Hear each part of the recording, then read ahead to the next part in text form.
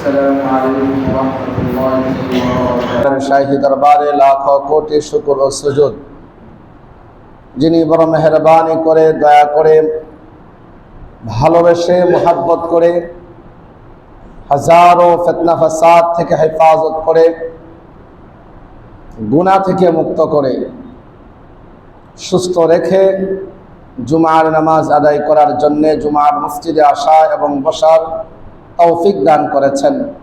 এজন্য দিল থেকে কালিমাতুশ শুকর আদায় করে সকলে বলি আলহামদুলিল্লাহ। প্রিয় হাজিরিন, গত কয়েক সপ্তাহ আমি আপনাদের সম্মুখে আলোচনা করেছিলাম পবিত্রতা সম্পর্কে। সর্বশেষ গত সপ্তাহে নবীজি সাল্লাল্লাহু আলাইহি ওয়াসাল্লামকে প্রেরণের 4 মিশনের অন্যতম একটা মিশন ওয়ায়ুযাক্কিহিম, এই বিষয়ে আলোচনা করেছি। অন্তরের পরিশুদ্ধতা, আমলের পরিশুদ্ধতা, ঈমানের পরিশুদ্ধতা, এটা আল্লাহ তাআলার কাছে বড় গুরুত্বপূর্ণ একটা বিষয়। এই পরিশুদ্ধতা অর্জনের অনেকগুলো পথ। এই পরিশুদ্ধতা অর্জনের জন্য আরেকটা অন্যতম আমাল হলো রিয়া মুক্ত আমাল, লোক দেখানো ইবাদত যেটাকে বলা হয়, এবং কুরবাত ইলাল্লাহ এর জন্য আমল করা, আল্লাহ তাআলার নৈকট্য অর্জন করার জন্য আমল করা একমাত্র ইখলাসের সাথে।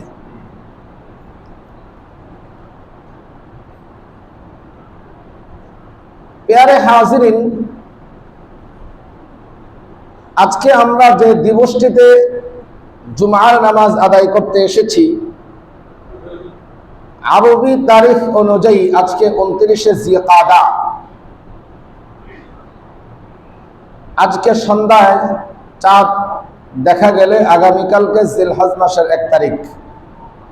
আজকে সন্ধ্যা থেকে জিলহজ মাসের 1 তারিখ। দীর্ঘদিন যাবৎ আমরা প্রহর গুনছিলাম ঈদুল আজহা, কোরবানির ঈদের। আমাদের প্রহর গোনার সময় প্রায় শেষ প্রান্তে উপনীত হয়ে আমাদের একেবারে সন্নিকটে আগত ঈদুল আজহা বা কোরবানির ঈদ। আমি আপনাদের সম্মুখে কোরআনে কারীমের 30 নম্বর পারার সূরা ফজরের প্রথম 3খানা আয়াত কারীমা তেলাওয়াত করেছি, এবং সূরা হজ থেকেও একটি আয়াত কারীমা তেলাওয়াত করেছি। প্রিয় হাজিরিন,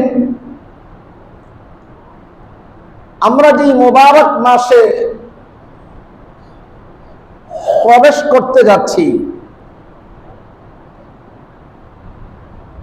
এই মাসটি আল্লাহ তাআলার কাছে বড় মাহবুব, বড় পছন্দের, বড় মাকবুল।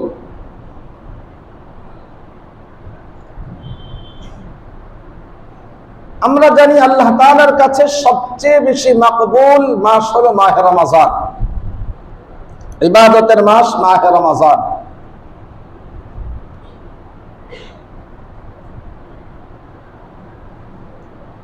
কিন্তু মাহে রমজান একদিক থেকে সম্মানিত বা মর্যাদা সম্পন্ন হলেও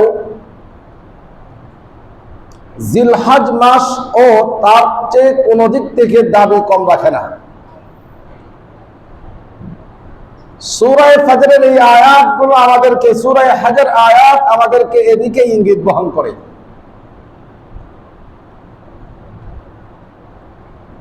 রব্বে কাবা কোরআনে কারীমের 114 খানা সূরার মধ্যে অনেক জায়গায় কসম খেয়েছেন। সাধারণত মুফাসসিরিনে কেরাম বা মুহাদ্দিসিনে কেরামের দৃষ্টিভঙ্গিতে কসম খেতে হয় কখন? যখন মুকসাম আলাইহি, যিনি কসম করেন, তিনি দুর্বল হন, অজ্ঞ হন, তার আদালতের বিষয়ে সন্দেহ থাকে, তখন নিজেকে সাব্যস্ত করার জন্য, দলিলকে প্রমাণ করার জন্য কসম খেতে হয়। এটাই শরীয়তের মাসআলা, উসুল, মূলনীতি। কিন্তু রব্বুল আলামিন কেন কসম খান? যেই সূরায় বা যে আয়াতে কারীমার মধ্যে রব্বুল আলামিন কসম খেয়েছেন, ওই কসমের পরে রব্বুল আলামিনের বড় মাকসাদ থাকে একটা বান্দাকে বড় মেসেজ দেওয়া, যেন বান্দা এই কসমের কারণে এই মেসেজের বিষয়টাকে গুরুত্বের সাথে গ্রহণ করে, গুরুত্বারোপ করে, এর উপরে আমল করে, বাস্তবায়ন করে। সেই নিমিত্তে রব্বুল আলামিন সূরা ফাজরের শুরুতে 10 রাত্রের কসম খেয়েছেন। ওয়াল ফাজর, প্রথমে ফজরের কসম খেয়েছেন, তারপরে ওয়ালায়ালিন আশর বলে 10 রাত্রের কসম খেয়েছেন। ওয়াশ-শাফঈ ওয়াল ওয়াতর বলে আল্লাহ তাআলা 9 তারিখের কসম খেয়েছেন। এক সূরার শুরুতে রব্বুল আলামিন 3টা কসমের আয়াত ব্যবহার করেছেন, বান্দাকে এই কথা বোঝানোর জন্য যে আমি তোমাদের সামনে যে বিষয়টা পেশ করছি এটা অত্যন্ত গুরুত্ব বহন করে। সূরা ফাজরের শুরুতে রব্বুল আলামিন বলেন ওয়াল ফাজর, কসম ফজরের সময়ের। আমার এই আয়াতগুলোর উপরে তাফসীর করার মতো সময় আমার হাতে নাই, আমি তাফসীরের দিকে যাব না। সংক্ষিপ্ত আকারে আমার মূল কথা শুধু আপনাদের সামনে পেশ করতে চেষ্টা করব ইনশাআল্লাহ। এখানে আল্লাহ রাব্বুল আলামিন প্রথমে ফজরের কসম খেয়েছেন, কারণ দিনের প্রথম নামাজ হলো ফজর, যেই নামাজ ঈমানদার মুনাফিক এর মধ্যে সবচেয়ে বড় ডিভাইডেড তৈরি করে।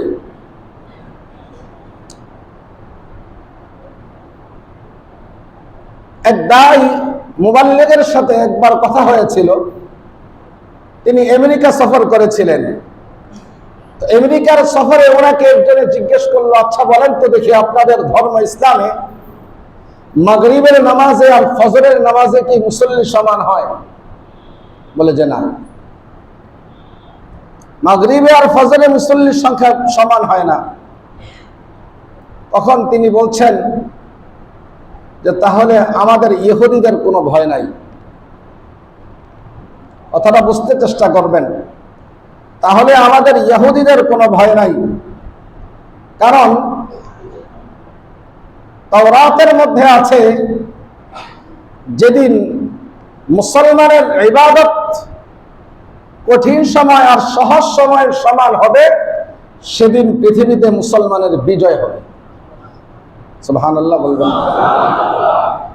তো ফজরের নামাজে মুসলমানের জন্য কঠিন আদায় করা, ঘুম থেকে উঠে আসা, শীতের সময়ে কম্বল ছেড়ে আসা, এটা কঠিন মুহূর্ত। ওই সময় ছেড়ে মসজিদে আসতে পারা আর মাগরিবের সময় রিল্যাক্স হয়ে মসজিদে আসা, দুটোটা কি সমান? এই জন্য ফজরের নামাজের গুরুত্ব আল্লাহ তাআলার কাছেও বেশি। এই গুরুত্ব বোঝানোর জন্য আল্লাহ রাব্বুল আলামিন প্রথমে ফজরের কসম খেয়েছেন, দ্বিতীয়তে 10 রাত্রের কসম খেয়েছেন। এখন এই 10 রাত্র কোন 10 রাত্র? পরবর্তী আয়াত যেটা, এই আয়াত প্রমাণ করে এই 10 রাত্র দ্বারা আল্লাহ রাব্বুল আলামিন জিলহজ মাসের 10 তারিখ, 1 থেকে 10 তারিখ, এই 10 দিন উদ্দেশ্য নিয়েছেন। অপরদিকে সূরা হজের আয়াত, লিয়াশহাদু মানাফিআ লাহুম ওয়া ইয়াযকুরু ইসমাল্লাহি ফি আইয়ামিন মা'লুমাতিন আলা মা রাযাকাহুম মিন বাহিমাতিল আন'আম। এখানে আইয়ামিন মা'লুমাত দ্বারা কোন দিনগুলো মুরাদ? মুফাসসিরিনে কেরামের বড় একটা দল তারা এই কথার উপর একমত পোষণ করেছেন যে এখানে আইয়ামিন মা'লুমাত দ্বারা সিয়াক সবক আগ পর বিশ্লেষণ করলে বোঝা যায় যে এখানে আইয়ামিন মা'লুমাত দ্বারা উদ্দেশ্য হলো জিলহজ মাসের 10 দিন। অপরদিকে as-sahihul jami' এই কিতাবের হাদিস আফযালু আইয়ামিদ দুনিয়া আইয়ামুল আশর, এই হাদিসে প্রমাণ বহন করে যে জিলহজ মাসের প্রথম 10 দিন আল্লাহ তাআলার কাছে বড় পছন্দের, বড় মাকবুল। এই জিলহজ মাসের প্রথম 10 দিন কেন আল্লাহ তাআলার কাছে পছন্দের এবং কেন মাকবুল? এই 10 দিন দ্বারা কেউ কেউ মুহররমের 10 দিনও উল্লেখ করেছেন, কিন্তু সিয়াক সবক অর্থাৎ পূর্বাপর এই কথার প্রমাণ বহন করে না। কিন্তু জিলহজ মাসের 10 তারিখ এটাকে প্রমাণ বহন করে। জিলহজ মাসের 1 থেকে 10 তারিখ এর মধ্যে শরীয়তের গুরুত্বপূর্ণ 3টা আমাল আছে। কয়টা আমাল? 3টা আমাল। 1 নাম্বার, এর মধ্যে রয়েছে হজ, হজ্জে বাইতুল্লাহ, যেটা শরীয়তের 5 স্তম্ভের অন্যতম একটা স্তম্ভ।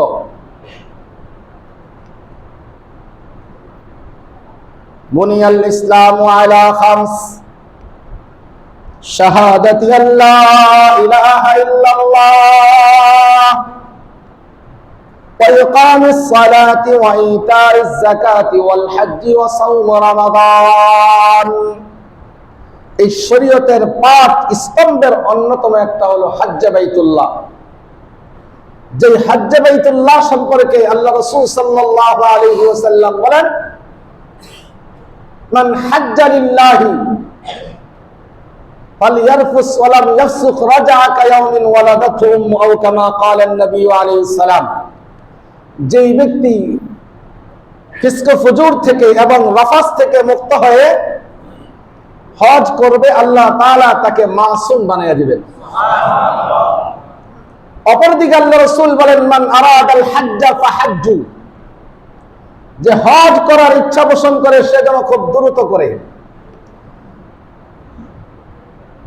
অপরদিকে আল্লাহ রাসূল বলেন, তাবিউ বাইনাল হজ্জি ওয়াল উমরা ফাইন্নাহুমা ইয়ানফিয়ানিল ফাকরা ওয়াজ যুনুব। এই হাদিসগুলো হজের গুরুত্ব বহন করে। এই হজের অন্যতম এই ইবাদত এই জিলহজ মাস ছাড়া আর কোন মাসে করা সম্ভব নয়। 1 নাম্বার। 2 নাম্বার আমাল কুরবানি। 2 নাম্বার আমাল হলো কুরবানি, ত্যাগ স্বীকার করা, নৈকট্য অর্জন করা। কুরবান শব্দের অর্থ নৈকট্য অর্জন করা, নিকটবর্তী হওয়া, তা থেকে কুরবানি। দ্বিতীয় বড় গুরুত্বপূর্ণ আমাল হলো কুরবানি। হাবিবে কিবরিয়া মুহাম্মদুর রাসূলুল্লাহ সাল্লাল্লাহু আলাইহি ওয়াসাল্লাম হাদিসে পাকের মধ্যে ইরশাদ করেন যে জিলহজ মাসের 10 তারিখে আল্লাহ তাআলার কাছে সবচেয়ে মাকবুল ইবাদত হলো আন-নাহর, কুরবানি করা। এর চেয়ে উত্তম কোন আমল আল্লাহ তাআলার কাছে সেদিন নেই। এই দিক থেকে কুরবানি একটা গুরুত্বপূর্ণ আমাল। এটাও জিলহজ মাস ছাড়া অন্য কোন মাসে সম্ভব নয়। 3 নাম্বার আমাল ইয়াউমে আরাফা। ইয়াউমে আরাফা যেদিন হাজী সাহেবরা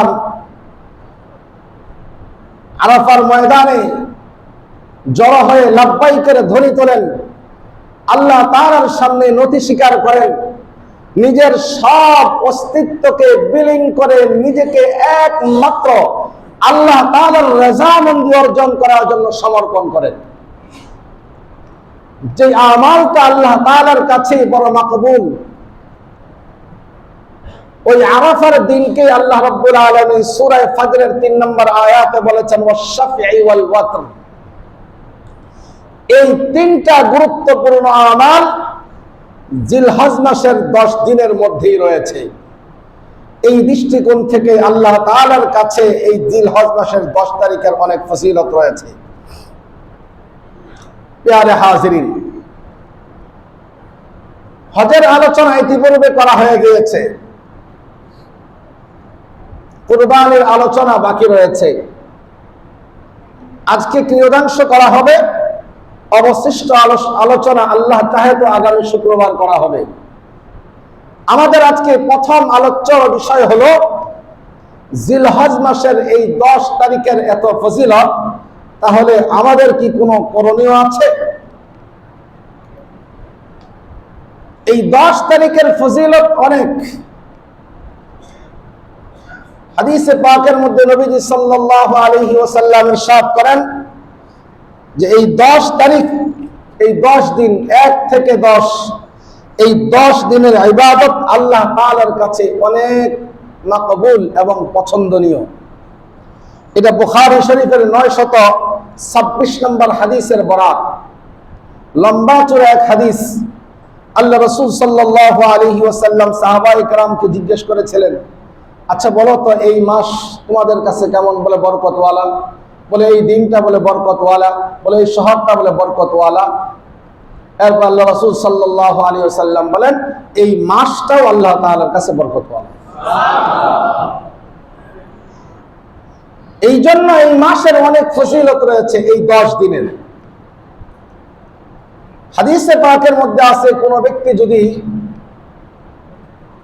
এই 10 দিন, 9 দিন, 1 থেকে 9 তারিখ পর্যন্ত ধারাবাহিক রোজা রাখে,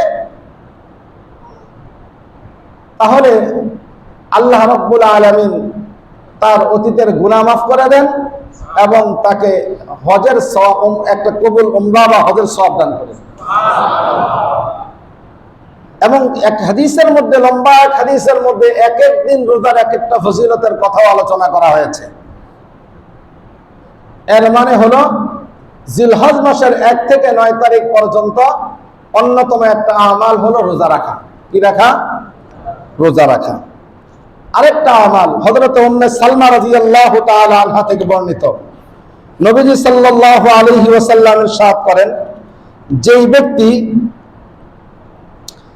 ব্যক্তি জিলহজ মাসে কুরবানি করার ইচ্ছা করে অথবা কুরবানি করার ইচ্ছা পোষণ করে না, তৌফিক নাই, কিন্তু জিলহজ মাসে উপস্থিত হয়, ওই ব্যক্তি যদি এই সময়গুলোর মধ্যে শরীরের অবাঞ্ছিত পশম এর আগে কর্তন করে আর এই 10 তারিখ কুরবানির আগ পর্যন্ত না কাটে, অবাঞ্ছিত পশম, নখ এবং এই মোচ এগুলো যদি কেউ কর্তন না করে, আল্লাহ রাব্বুল আলামিনের কাছে তার এই কয়েকটা দিনের সকল আমালগুলো কবুল হয়ে যায়। অন্য রিওয়ায়াতের মধ্যে আছে, হযরত আয়েশা রাদিয়াল্লাহু তাআলা আনহার রিওয়ায়াত, আল্লাহ রাসূল সাল্লাল্লাহু আলাইহি ওয়াসাল্লাম বলেছেন যে কেউ যদি, এক মহিলা আল্লাহ রাসূলের কাছে আয়েশা প্রশ্ন করছে যে ইয়া রাসূলুল্লাহ, আমি হজে যাওয়ার ইচ্ছা পোষণ করেছি, ইয়া জিহাদে যাওয়ার ইচ্ছা পোষণ করেছি। আল্লাহ রাসূল বলেন তোমাকে জিহাদে যেতে হবে না। বলে ইয়া রাসূলুল্লাহ, যদি আমি জিহাদে না যাই তাহলে তো আমি সওয়াব থেকে বঞ্চিত হয়ে যাব। আল্লাহ রাসূল বলেন তুমি হজে চলে যাও, তাহলে তোমাকে এর বদলা হিসাবে তোমার জিহাদের সওয়াব দান করা হবে। প্রিয় হাজিরিন, এই হাদিসের মধ্যে হযরত আয়েশা রাদিয়াল্লাহু তাআলা আনহা বলেন, এরপর আল্লাহ রাসূল সাল্লাল্লাহু আলাইহি ওয়াসাল্লাম বলেছেন যারা কুরবানি করতে পারবে না, নখ কাটবে, সবকিছু কাটবে, তো যারা কুরবানি করতে পারবে না তাদের কি হুকুম হবে? আল্লাহ রাসূল বলেন কেউ যদি এই আমলটা হাদিসের সাথে তাশাব্বু, সাদৃশ্য মনে করে আল্লাহ তাআলা তাকেও একটা হজের সওয়াব দান করবেন। মুহাদ্দিসিনে কেরাম লিখেছেন যে কুরবানি করে বা না করুক, কুরবানি করুক বা না করুক, যদি কোনো ব্যক্তি জিলহজ মাসের 1 তারিখের আগে, অর্থাৎ আজকে সূর্যাস্তের আগে শরীরের অবাঞ্ছিত পশম, হাতের নখ, পায়ের নখ, মুছ এগুলো কেটে ফেলে আর কুরবানির দিন 10 তারিখ কুরবানির পরে দিয়ে আবার কাটবে, মাঝখানে কয়েকদিন কাটবে না, তাশাব্বু বিল হাজ, একটা হলো তাশাব্বু বিল মুসাল্লি, আর এখানে তাশাব্বু বিল হাজ, হাজীদের সাদৃশ্য ধারণ করে আল্লাহ রাব্বুল আলামিন এই কয়েকদিন হাজীদের সাদৃশ্য ধারণ করার কারণে তাকে একটা হজের সওয়াব দান করবেন। এই জন্য অনেকে আলহামদুলিল্লাহ আমল করেছেন, জিজ্ঞাসা করেছেন, অনেকে জানেন, প্রতি বছরই আলোচনা করা হয়। যদি কেউ এখনো বাকি থাকেন, সময় বাকি আছে, এই সময়ের মধ্যে আমরা চুল কেটে ফেলবো, মোষ কেটে ফেলবো, অবাঞ্ছিত পশম পরিষ্কার করে ফেলবো, হাতের নখ পায়ের নখ কেটে ফেলবো, আর 10 তারিখের পরে করবো। পারবো তো ইনশাআল্লাহ? এই 10 তারিখের 2 আমাল। তৃতীয় আমাল হলো বেশি বেশি সদকা করা। কি করা? বেশি বেশি সদকা করা, প্রত্যেকের তৌফিক অনুসারে বেশি বেশি সদকা করা, এটা হলো তৃতীয় আমাল। চতুর্থ আমাল হলো এই কয়েকদিন নফল ইবাদত বেশি করা। কি করা? নফল ইবাদত বেশি করা। নফল ইবাদত বলতে নামাজ হতে পারে, রোজাও হতে পারে, দান সদকা হতে পারে, জিকির আজকার হতে পারে, কোরআনে কারীমের তিলাওয়াত হতে পারে। এই আমলগুলো বেশি করা। এরপর আরেকটা আমল হলো সবর করা। বিভিন্ন প্রেক্ষাপট আসতে পারে, এই কাজগুলো করতে গিয়ে, এই হজের ক্ষেত্রে, কুরবানির ক্ষেত্রে, রোজা রাখার ক্ষেত্রে অনেকগুলো সমস্যা সামনে আসতে পারে। এই সময়গুলোতে সবর করা, ধৈর্য ধারণ করা, এই বিষয়গুলো অন্যভাবে মোকাবেলা না করে, প্রতিশোধ গ্রহণমূলক আচরণ না করে সবরের আমল করা। কিসের আমল করা? সবরের আমল করা। এই কয়েকটা কাজ এই 10 দিনে করা। কারো পক্ষে যদি 9 দিন রোজা রাখা সম্ভব না হয়, কম পক্ষে ইয়াউমে আরাফার রোজা রাখা। কমপক্ষে কোন দিনে রোজা রাখা? ইয়াউমে আরাফার রোজা রাখা। ইয়াউমে আরাফার রোজা ঈদের আগের দিন। ঈদের আগের দিন, এটা 9 তারিখ। এই বিষয়ে একটু কথা আছে, আমি ওদিকে আজকে যাব না ইনশাআল্লাহ। যেহেতু আরাফা আগামী শুক্রবারের পরে, এজন্য আগামী শুক্রবারে আল্লাহ তাআলা আলোচনা করা হবে। এখন আসেন, এই 10 দিনের আমলের আলোচনা তো শুনলাম। এই 10 দিনের মধ্যে সবচেয়ে গুরুত্বপূর্ণ আমাল একটা হলো হজ। যারা হাজী সাহেব তারা চলে গেছেন, আমাদের এলাকা থেকে কয়েকজন যাচ্ছেন, ওনারা আগামীকালকে যাবেন। আমরা দোয়া করি আল্লাহ তাআলা তাদের এই সফরকে কবুল করেন। আল্লাহ তাআলা তাদের হজ্জে বাইতুল্লাহর এই সফরকে কবুল করে, তাদেরকে হজ্জে মাকবুল হিসাবে তাদের হজকে কবুল করেন। পথের সকল প্রকার বিপদ আপদ থেকে, দুর্ঘটনা, অ্যাক্সিডেন্ট থেকে আল্লাহ হেফাজত করে সুন্দরভাবে গন্তব্যে পৌঁছার, হজ্জে বাইতুল্লাহ করে আবার তার বাড়িতে পৌঁছার তৌফিক দান করেন। আর আমরা যারা যেতে পারিনি, আমরা যারা যেতে পারছি না, আল্লাহ তাআলা আমাদের সকলকে তৌফিক দান করেন। প্যারে হাজিরিন, আরেকটা গুরুত্বপূর্ণ আমাল হলো কুরবানি করা। এখন এই কুরবানি কাদের উপর ওয়াজিব? দেখেন, কুরবানি কার উপরে ওয়াজিব এটা আমরা কম বেশি সবাই জানি। এই কুরবানি এটা একটা গুরুত্বপূর্ণ আমাল। এর মাধ্যমে আল্লাহ তাআলার কাছে নৈকট্য অর্জন হয়। আমাদের প্রত্যেকটা মানুষের মধ্যে একটা হাইওয়ানিয়তের প্রভাব আছে, পশুত্বের প্রভাব আছে আমাদের মানুষের মধ্যে। এই পশুত্বের প্রভাবটাকে খতম করার জন্যে, দূর করার জন্যে পশু কুরবানির হুকুম হয়েছে। যেন পশু কুরবানির মাধ্যমে আমি এই শিক্ষা গ্রহণ করি যে আল্লাহর এক সৃষ্টি, তাকে আমি জবাই করছি, তাকে জবাই করলাম, আল্লাহর সৃষ্টি, আমিও আল্লাহর সৃষ্টি, তাকে জবাই করে তার জীবনটা শেষ করলাম, আমি জীবিত রইলাম। সে আর আমার এই হুকুম পালন করার জন্য নিজেকে সঁপে দিল, তাহলে আমাকেও আমি আমার মাওলার কাছে সঁপে দিতে হবে। এই শিক্ষা গ্রহণ করার জন্য, নিজের মধ্যে থেকে এই হাইওয়ানিয়তের প্রভাবকে বিলুপ্ত করার জন্য, দূর করার জন্য আল্লাহ রাব্বুল আলামিন এই কুরবানির হুকুম করেছেন। কুরবানি কার উপরে ওয়াজিব? কুরবানি ওয়াজিব হওয়ার জন্য যাকাতের যেই নিসাব, কুরবানির একই নিসাব। সদকাতুল ফিতরের যেই নিসাব, কুরবানির একই নিসাব। বাকি একটু বেশকম আছে, তারতম্য আছে। বেশকমটা কি? বেশকম হলো যাকাতের নিসাব হওয়ার জন্য 1 বছরের তার কাছে সম্পদটা জমা থাকা লাগে। 1 বছর তার কাছে সম্পদ জমা থাকা লাগে, কিন্তু কুরবানির নেশাব হওয়ার জন্য 1 বছর লাগে না। বরং কারো কাছে যদি জিলহজ মাসের সুবহে সাদিক থেকে শুরু করে অর্থাৎ 10 তারিখ ফজর থেকে 12 তারিখ সন্ধ্যা পর্যন্ত, 10 তারিখ ফজর থেকে 12 তারিখ সন্ধ্যা পর্যন্ত কারো কাছে যদি এই নেশাব পরিমাণ মাল যে কোনো ভাবে এসে গেছে, তার মালিকানায় যে কোনো ভাবে এই নেশাব পরিমাণ মাল এসে গেছে, তাহলেই তার উপরে কুরবানি ওয়াজিব। আল্লাহ রাসূল বলেন, যার উপরে কুরবানি ওয়াজিব, ওয়ালাম ইউদাহি ফালা ইয়াকরুবান্না মুসাল্লানা।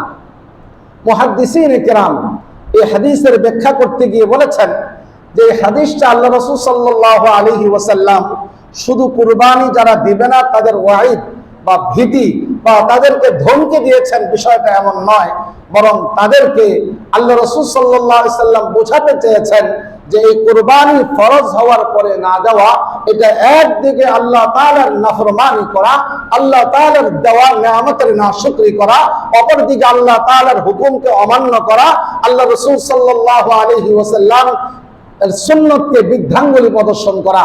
বিধায় যে ব্যক্তি এতগুলো কাজ একত্রে করতে পারে, ওই ব্যক্তি আমার ঈদগাহে আসার মতো যোগ্যতা সে হারিয়ে গেছে।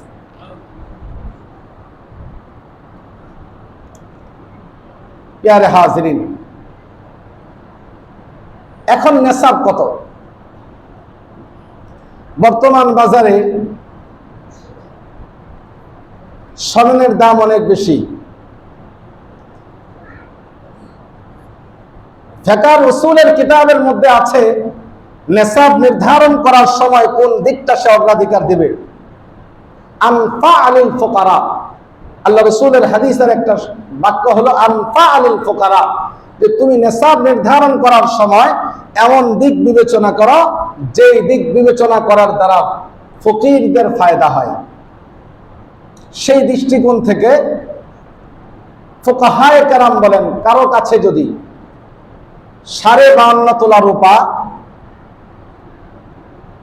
আর যদি শুধু স্বর্ণ থাকে তাহলে 7.5 তোলা স্বর্ণ, রূপা থাকলে 52.5 তোলা রূপা, অথবা কারো কাছে টাকা, রূপা, স্বর্ণ মিলিয়ে 52.5 তোলা রূপার সমপর্যায়ের সম্পদ জমা থাকে ঋণ মুক্ত, তাহলেই তার উপরে কুরবানি ওয়াজিব।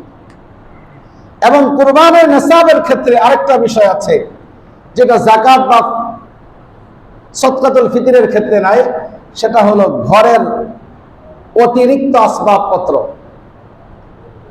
ঘরের বা চলাফেরার অতিরিক্ত আসবাবপত্র। আপনার গাড়ি একটা হলে চলে, আপনার গাড়ি আছে 2টা, তাহলে ওই গাড়িটা আপনার নেশাবের অন্তর্ভুক্ত হবে। আপনার বাসায় আলমিরা একটা হলে চলে, আপনার বাসায় প্রত্যেক রুমে আলমিরা আছে, এগুলো আপনার অতিরিক্ত সম্পদ হিসাবে ধর্তব্য হবে। আপনার বাসায় একটা ফ্রিজ হলে চলে, 2-3টা ফ্রিজ আছে, এই বিষয়গুলো যেগুলো প্রয়োজনের অতিরিক্ত, একটা হলে চলে, সুন্দরের জন্য, প্রয়োজনের জন্য, সহজের জন্য অতিরিক্ত আছে, এইগুলো কুরবানির নেশাবের অন্তর্ভুক্ত। এগুলো কিসের অন্তর্ভুক্ত? নেশাবের অন্তর্ভুক্ত। সেই দৃষ্টিকোণ থেকে কারো কাছে যদি কুরবানির দিন অর্থাৎ 10 জিলহজ ফজর থেকে 12 জিলহজ সন্ধ্যা পর্যন্ত বর্তমান বাজার রেটে 70 থেকে 75 হাজার টাকা এই পরিমাণ সম্পদের মালিক সে হয়, তাহলেই তার উপরে কুরবানি ওয়াজিব।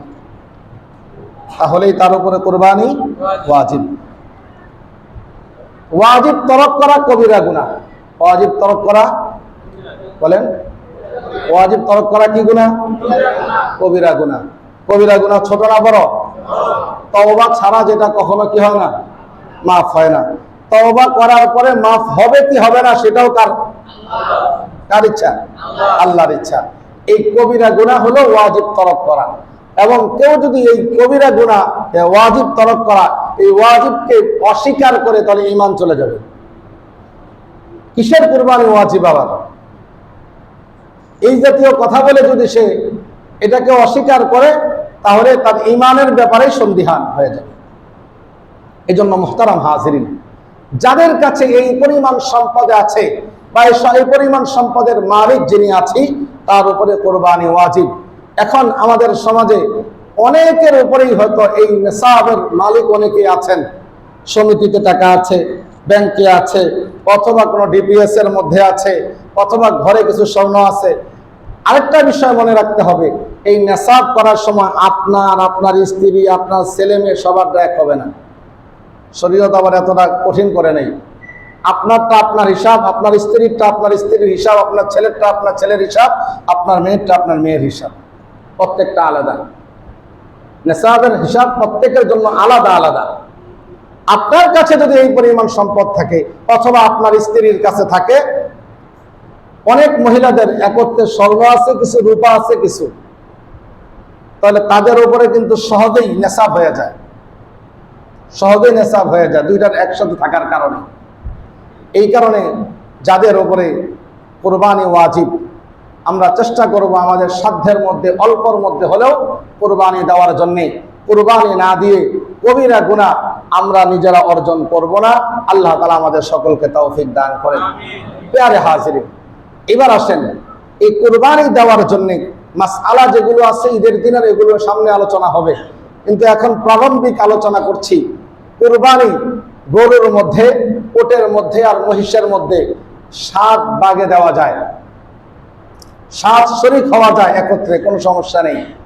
ছাগল, এরপরে দুম্বা, ভেড়া, এগুলো যত বড়ই হোক, যত দামি হোক, একজনের অতিরিক্ত এগুলোতে কোরবানি চলবে না। এটা মনে রাখতে হবে। কেনার ক্ষেত্রে গরুর বয়স সর্বনিম্ন 2 বছর হতে হবে। কয় বছর? 2 বছর। আর ছাগল, খাসি, ভেড়া, দুম্বা 1 বছর, 1 বছর হতে হবে। এর নিচে হলে কুরবানি হবে না। আমরা অনেক সময় মোটা তাজা গরু কিনি। এখন অনেক গরু আছে যেগুলো গরুগুলো 2 বছরের আগেই অনেক বড় আকার ধারণ করে, বড় হয়ে যায়। এরকম গরু যদি কেউ কিনে নিয়ে আসলাম আর তার বয়স হয় নাই, যত বড়ই হোক আর যত টাকা দিয়ে আপনি কিনেন, এই গরু দ্বারা আপনার কোরবানি হবে না। এই গরু দ্বারা আপনার কোরবানি হবে না, কারণ গরুর জন্য বয়স নির্ধারিত হলো 2 বছর। 2 বছর হতেই হবে গরুর বয়স। এখন আমরা সহজের জন্য অনেকে দাঁত দেখি, আসলে দাঁত এটা শরীয়তের কোনো মাসআলা নয়, তবে বোঝার জন্যে গরু কোন জায়গা থেকে এটা আসছে, কার থেকে আসছে, কোত্থেকে আসছে এটা জানা নাই, বোঝার সহজ একটা পথ হলো দাঁত দেখলে বোঝা যায় যে তার বয়স হয়েছে, বয়স না হলে দাঁত পড়ে না। এই জন্য এটাকে নেওয়া যেতে পারে, কিন্তু এটাকেই মূলনীতি বানায়া গ্রহণ করে নেওয়া যাবে না। আরেকটা বিষয় হলো, গরু কেনার সময় শিং নিয়ে আমাদের অনেক সন্দেহ হয়। শিং না উঠলে গরু দ্বারা কুরবানি হবে কিনা এটাও প্রশ্ন থাকে। শিং থাকা না থাকা এটাও কুরবানি হওয়ার জন্য কোনো শর্ত নয়, বা কুরবানি না হওয়ার কোনো বিরুদ্ধ কোনো বিষয় নয়। শিং থাকতেও পারে, নাও থাকতে পারে, এতে কোনো সমস্যা নাই। শরীয়ত যেটা বলেছে যে তার বয়সটা নির্ধারণ করো, চিহ্নিত করো, বাস, তাহলেই হবে। এই জন্য কেনার ক্ষেত্রে আমরা এই বিষয়গুলো খেয়াল করব। শরীক যারা এককভাবে কোরবানি দেয় তাদের মাসআলা সহজ, আমি যেভাবে ইচ্ছা এইভাবে করতে পারি। কিন্তু যারা শরীকানায় কোরবানি দেয় তাদের মাসআলাগুলো একটু সচেতনতার সাথে আমরা শরীক নির্বাচন করতে হবে। যারা শরীকে কোরবানি দিব, খুব সচেতনতার সাথে শরীক নির্বাচন করতে হবে। কেমন সচেতনতা? আমি শরীকে কোরবানি দিচ্ছি 4 জনে, 5 জনে, 7 জনে, 1 থেকে 7 পর্যন্ত যে কোনো সংখ্যা হতে পারে। অনেকে বলে বেজোড় সংখ্যা হওয়া লাগবে, জোর সংখ্যা হওয়া যাবে না, এটা ভিত্তিহীন কথা। এই কথার কোনো ভিত্তি নাই। জোর বেজোড় কোনো সংখ্যার সমস্যা নাই। 1 সর্বোচ্চ হলো 7, এর উপরে হতে পারবে না। এটাই হলো শরীয়তের মাসআলা। এখন শরীকানার মাসআলা কি?